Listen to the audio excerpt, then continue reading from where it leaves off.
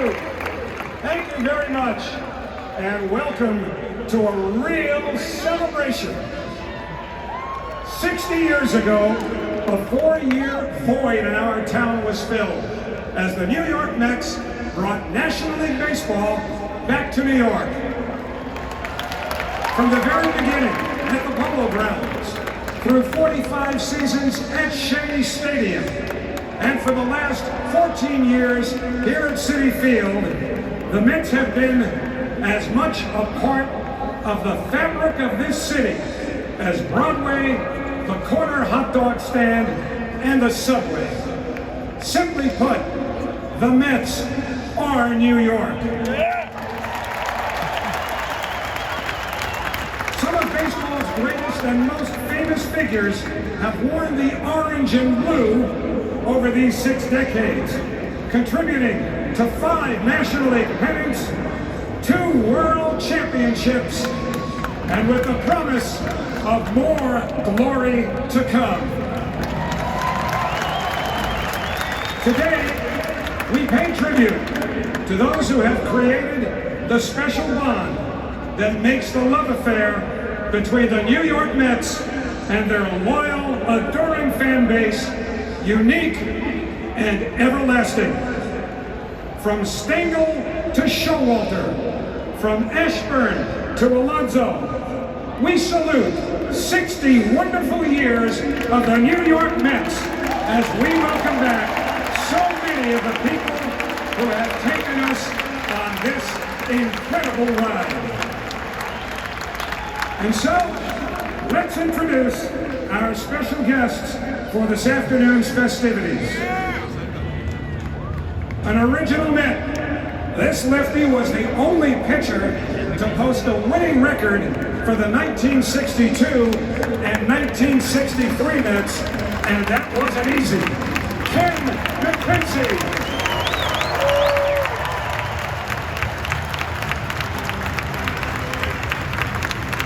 Escorted by his son Ken, as well as Maxine and Janelle Agee, representing 1969 World Champion Tommy Agee.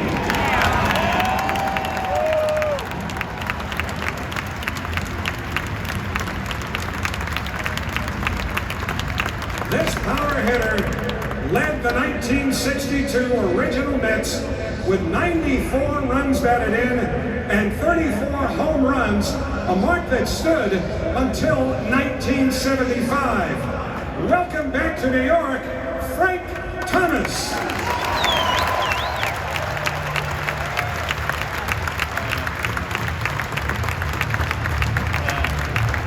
Escorted by Larry and Lindsay Berra, the son and granddaughter of Yogi Berra, the manager of the 1973 National League Champion Mets.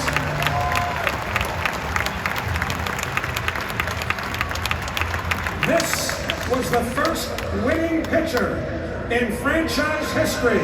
On April 23rd, 1962, we are delighted to welcome back Jay Huck.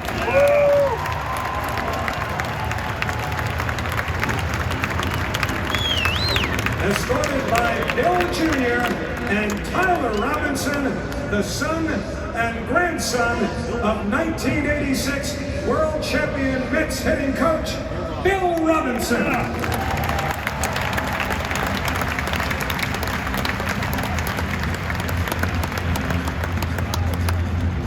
Our next guest led the 1962 Mets in appearances and saves. Here is Craig Anderson. That's pretty good.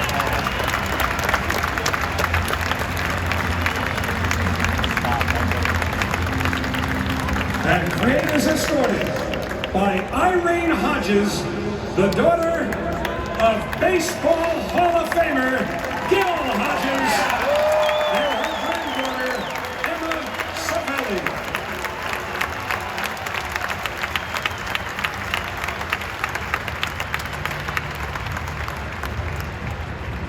This left-handed reliever pitched in the very first night game at Shea Stadium Back on May the 6th of 1964, Steve Dillon.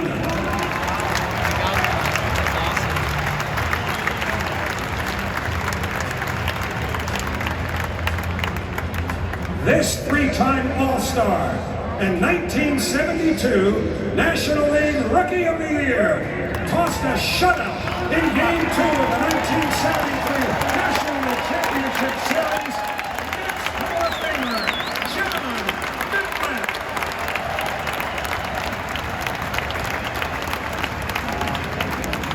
This reliable relief pitcher racked up 65 saves during his 5-year tenure in Queens. Say hello again to Skip Lockwood.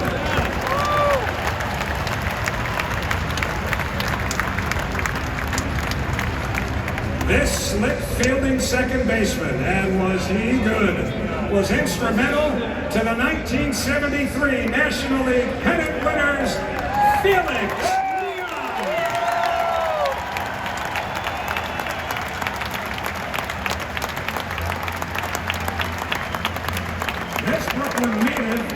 Won in double digits twice in his career with the Mets, appearing in 30 or more games 4 times. Ed Lynch.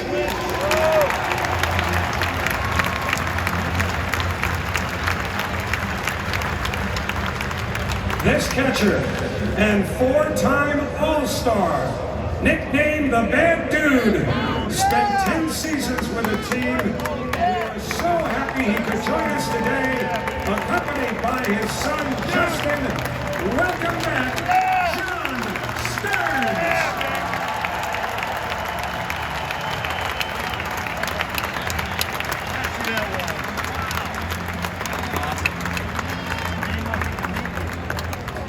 He set a Mets rookie record by reaching base safely in 29 consecutive games in 1977. Here is Steve Henderson.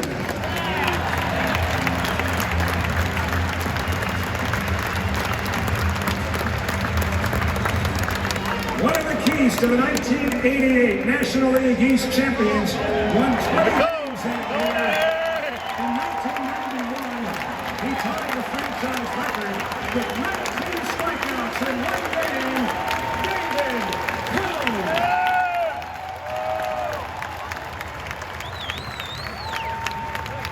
He began the 1987 season with 10 consecutive wins, a record that still stands today. Welcome back, Terry Leach.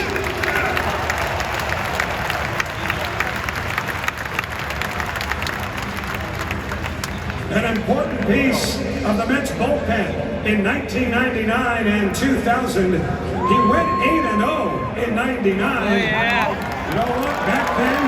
His young son was running around the clubhouse. Now that kid runs around National Football fields. But here's his dad, Pat Mahomes.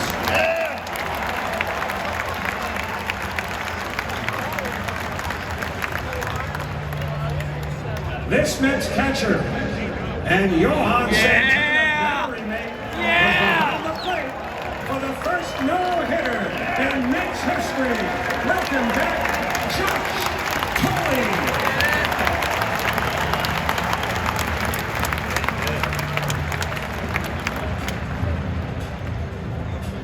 Our next guest had lots of big hits for the Mets, including an RBI single in the 10th inning. In Game 2 of the 2000 National League Division Series, we welcome back Jay Hagan.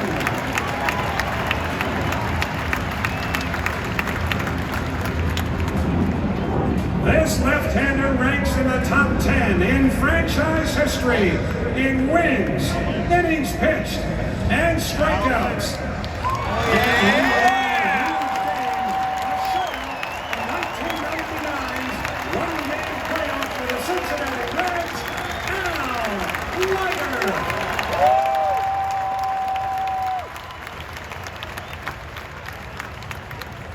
This Connecticut native slugged 7 home runs in his first 131 at-bats in 1994, and he was defensive whiz at first base too. Say hi to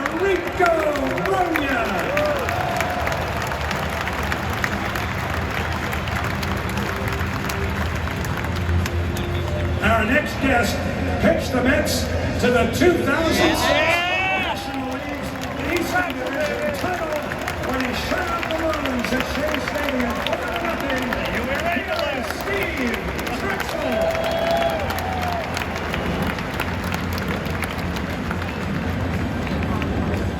A fan favorite from Hawaii.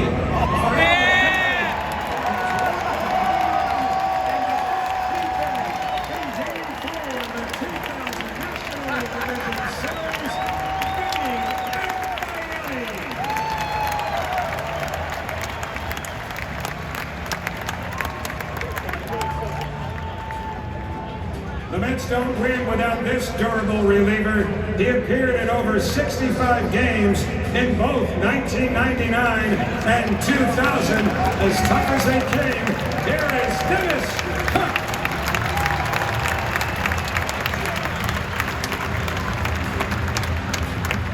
Well, Showalter might want to hold his ears here, but our next guest walloped a series-ending walk-off home run in Game 4 of the 1999 National League Division Series at Shea Stadium, Todd Pratt.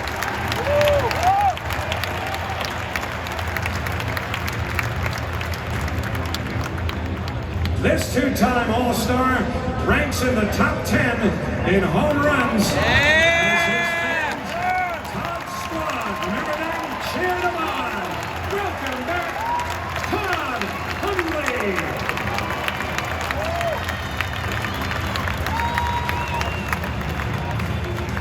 Another durable and reliable starting pitcher. He made 30 starts for the 2000 National League champions and was tied for third on the team with 11 wins. Say hi to Lyndon Rush.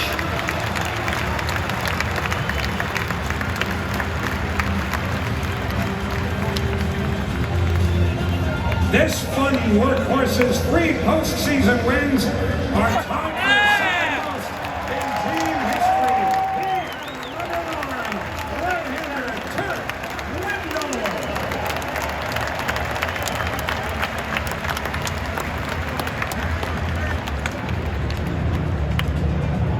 This Mets Hall of Famer ranks first in postseason.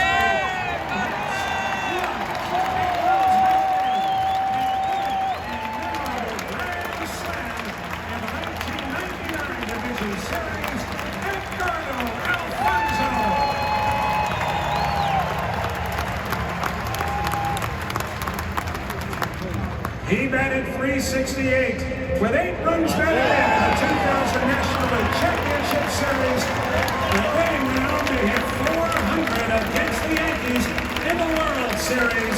Todd Zeile.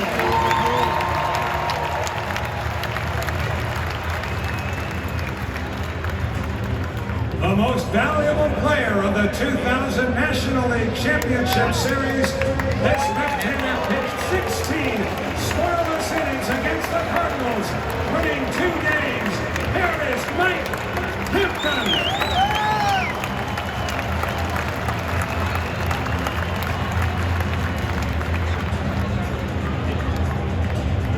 A terrific utility player who will forever be remembered.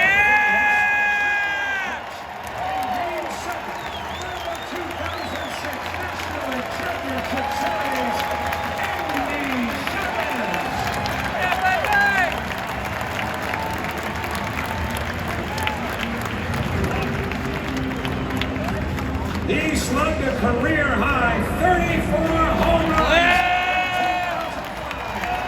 and he caught the final out in the 2006 National League Division clincher, a Mets fan's favorite, Cliff Floyd.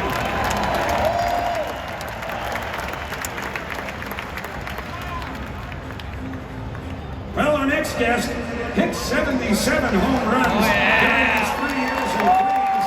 Ironically, fans fondly remember a home run that wasn't. His grand slam single to win Game 5 of the 1999 National League Championship Series. We welcome back Robin Ventura.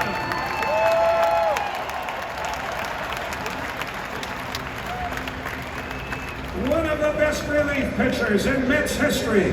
His 40 saves in 2006 helped lead the Mets to their first division title in 18 years. Lefty Willie Mays.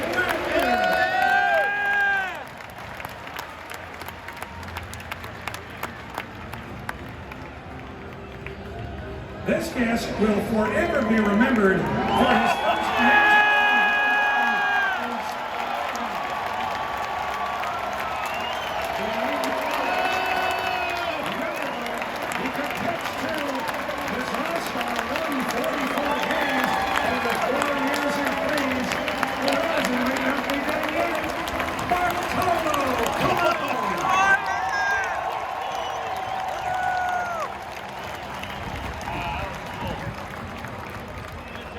another Mets Hall of Famer, this team captain, holds the tie with 276 saves, Brooklyn native, John Franco.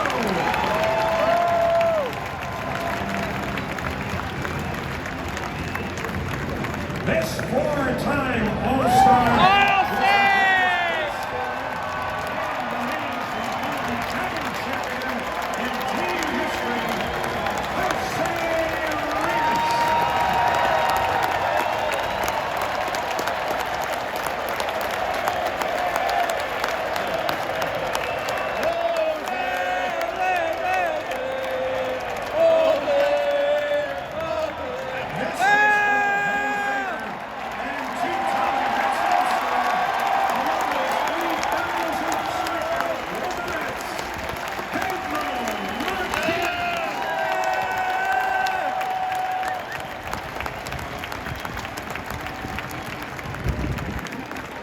And this National League Championship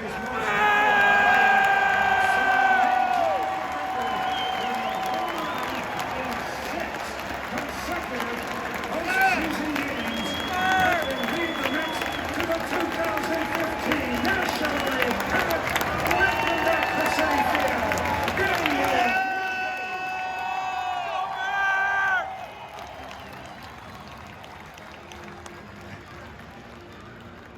There is a game coming up, so let's meet the managers.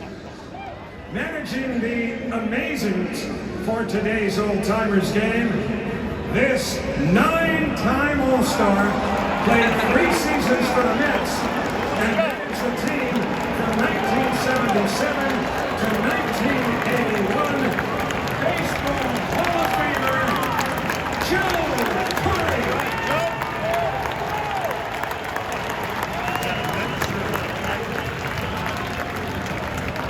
He managed the Mets from 2005 to 2008. And played for the team as well. But led the team to National League East title in 2006. Great to have him back at Citi Field. Willie Mays.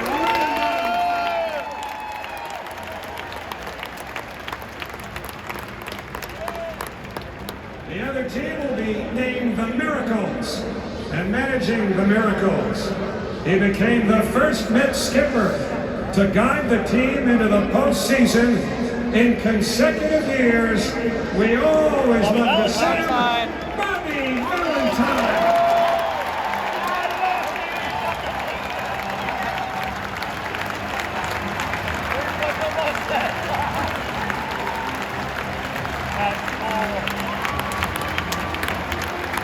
By the way, that was a walk. This occasional broadcast partner of mine managed more games than anyone in team history.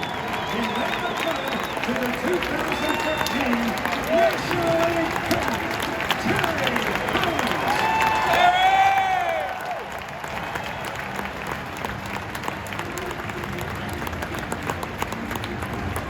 And now, representing the 1969 World Champion Mets.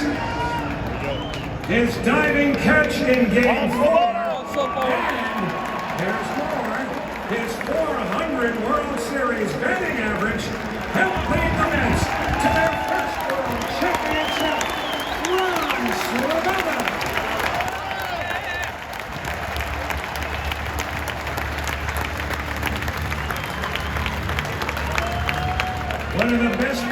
left-handed hitters the Mets have ever had. He batted a robust .538.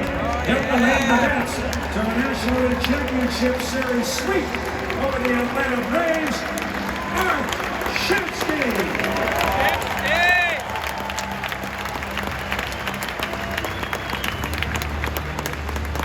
From James Monroe High School in the Bronx, he went on to appear in more games than anyone in team history. Ranking in the top 10 in hits, doubles, and runs scored. A member of the Mets Hall of Fame, Eddie Greenpool.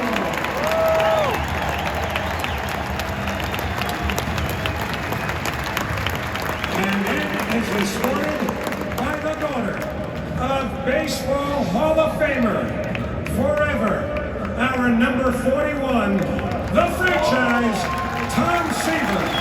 Please welcome Sarah Seaver-Zesky.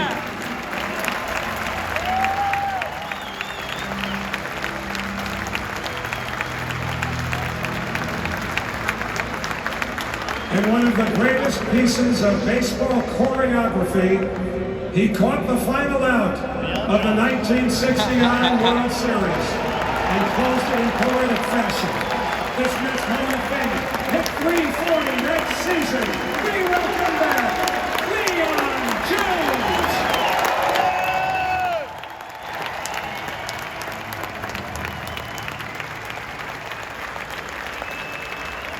And Cleon is escorted by more Mets royalty. He is being escorted by Kim Harrelson and her daughter, Alexandra Abatello, representing 1969 and 1986 World Champion Buddy Harrelson.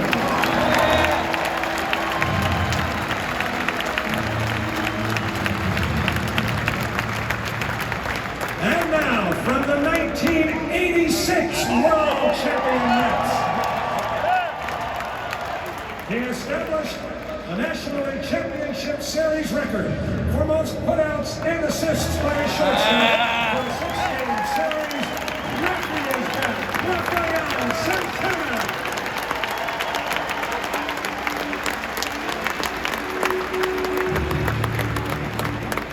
A durable reliever. He compiled 33 saves for the Mets between 1982 and 1987.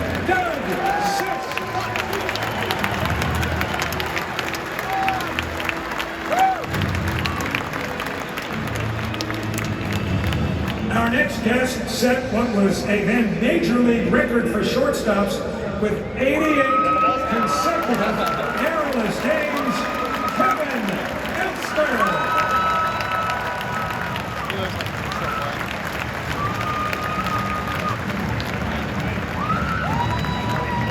He contributed a key 10th inning single. Oh, yeah. And scored the final run during the magical Game 6 rally. Kevin Mitchell.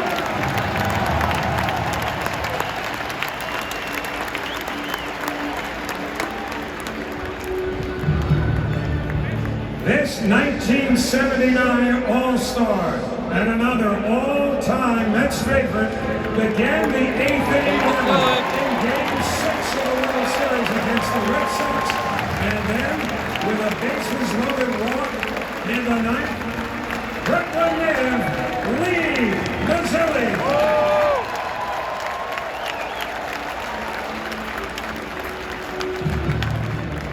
His pitching carried the Mets to victory. This left-hander led the 86 Mets with 18 wins, including the critical Game 3 of the World Series in Boston. Bobby Ojeda.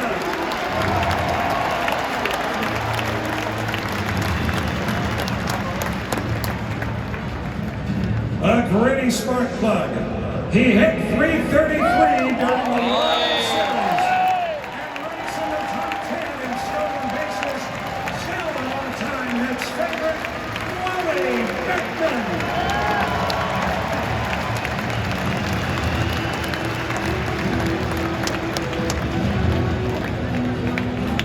One of the all-time Mets, We know him as Mr. 30-30. He had 3 seasons of 30 home runs and 30 stolen bases. The most in Mets history. Welcome back, Howard Johnson.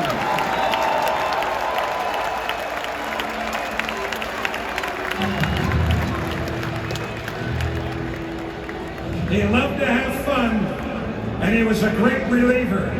He led the 1986 Mets in saves, in addition to winning 14 games.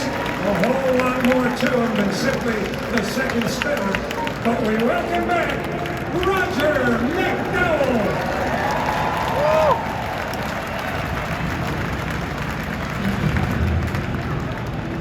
This two-time All-Star ranks 5th in team history with 98 wins. A terrific starting pitcher, but will always be remembered for his heroic relief effort in Game 7 of the World Series from Hawaii, Sid Fernandez.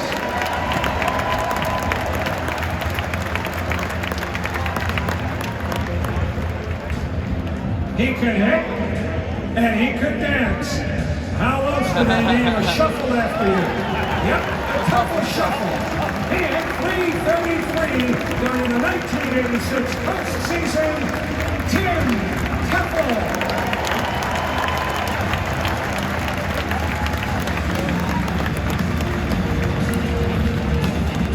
Quite possibly the most electrifying player in franchise history. He's a Mets Hall of Famer. And yes, he has.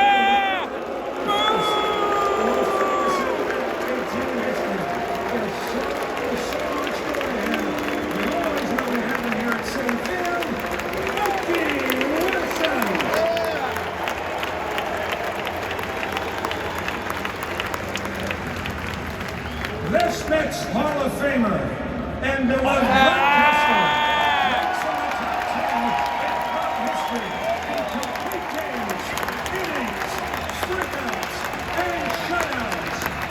Ron Darling.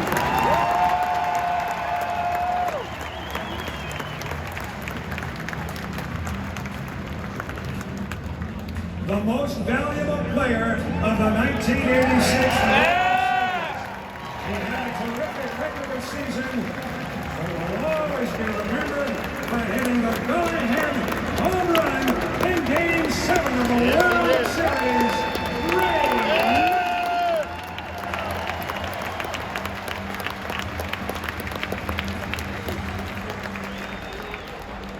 This 7-time All-Star has hit more home runs.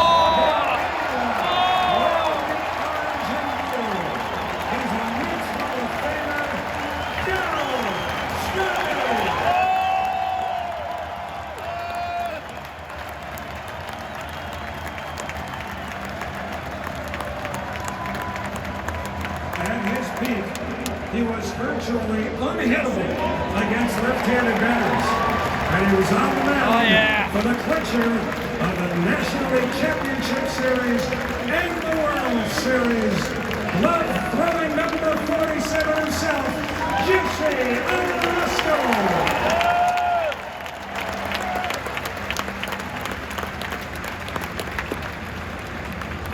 Our next guest made every one of his starts at Shea Stadium an event.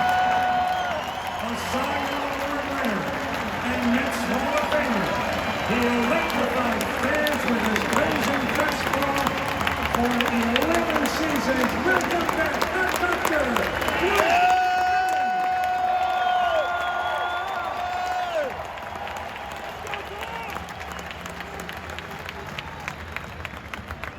A 5-time All-Star, quite simply the best defensive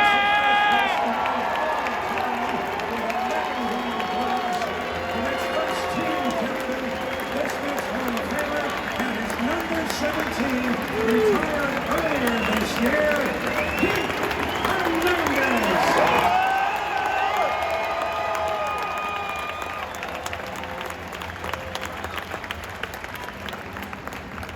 And finally, the greatest home run hitting catcher of all time.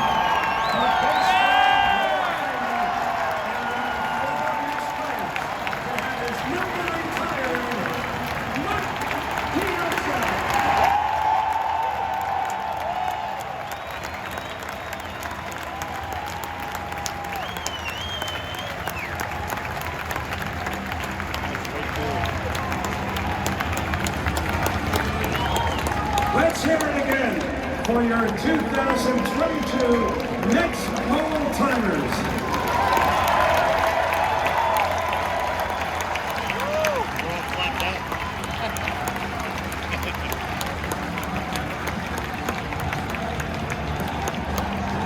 Now fans, before our game begins, we ask you to please direct your attention to City Vision for a very, very special video.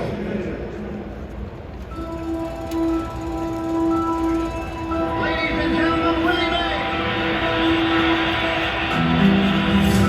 When a ball player is one of the best to ever play the game, he's an all-time great.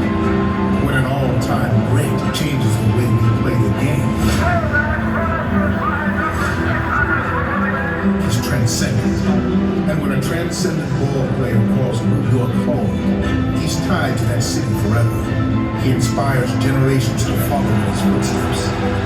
Many greats have represented this city over the years, but only one has had an identity so unique. He was known as the Say Hey King. Willie Mays perfected the craft of baseball. Everyone wanted to be Willie Mays, especially the kids who played stickball in the streets with him. When the Giants moved in '58, hearts were broken, but that wasn't the end of Willie Mays' New York story. In 1962, a new tradition was born in New York, and nearly 10 years later, the city was reunited with the Say Hey King. Mays worked that magic in his Mets debut, slugging a game-winning home run. Thank you, Willie Mays, for helping write the story of our game, for helping write the story of our city, for helping write the story of our Mets.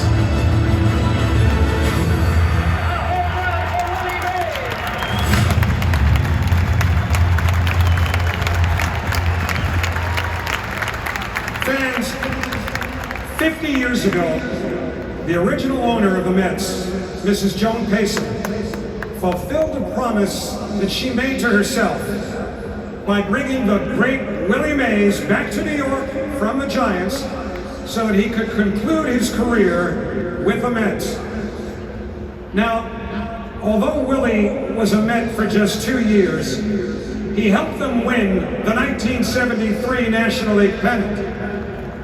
In fact, he had a key hit in the pennant-clinching 5th game of the League Championship Series against the Cincinnati Reds, and the final hit of his career broke a tie in the 12th inning of Game 2 of the World Series in Oakland, helping the Mets win the game and even the series. Willie Mays, like the Mets, began his Major League Baseball journey in New York at the famous Polo Grounds in Upper Manhattan. The connection to National League Baseball in this town runs deep. It runs through Willie and courses through the veins of Mets fans. Upon bringing Willie back to New York, Mrs. Payson promised him that shortly after his career ended, the Mets would retire his number 24. Well, sadly, Mrs. Payson died before she could make good on her promise. And all these years later, it has remained unfulfilled. Until today.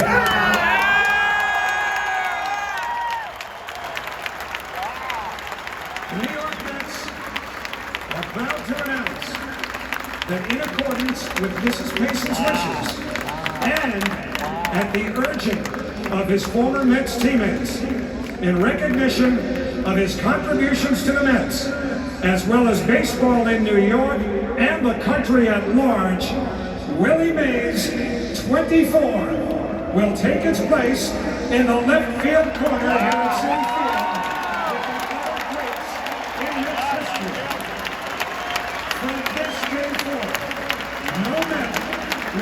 will wear Willie Mays' iconic number 24. In his honor, please welcome his son Michael, representing the Mays family, and joining Willie's teammates on the field for this very special moment.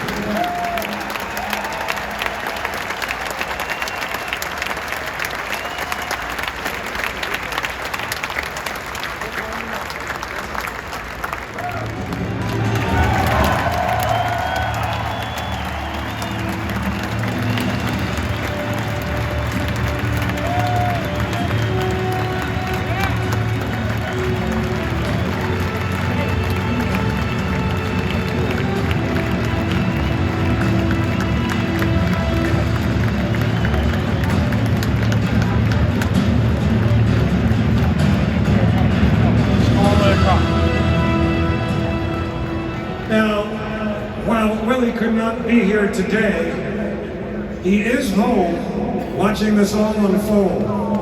And he sent along a thank you message that I will read for you now. And Willie, thank you for the honor of allowing me to convey your thoughts. Hey, it's Willie here. I've been asked to say a few words, which usually isn't very hard for me. This time, though, I got stuck. How can I only say a few words about something so important to me? I sat down and thought about how it was playing for the Mets back in the 70s. You might lose a lot of details after so many years, but what I can never forget is the way it felt to be back in New York City playing for the Mets fans. Mets fans are loyal. Mets fans are passionate. Mets fans are loud. They let you know right now how they feel. Well, let me share how I feel today. The Mets retiring my number 24. Man, that's the best. And how do I feel? Like I've hit a game-winning homer. As I prepared what I wanted to say to you, I thought about all of the folks at Shea Stadium who helped me. And then I thought about all of the new friends that I've made at Citi Field. And since I've got to keep this short, let me mention an important few. I want to thank Mrs. Joan Payson. I want to thank my Mets teammates. I want to thank Stephen Cohen. Most of all, I want to thank all of you Mets fans. Mets fans always gave me the biggest ovations and the loudest thank yous ever. Today, I return those thank yous from the bottom of my heart. Thank you, Mets.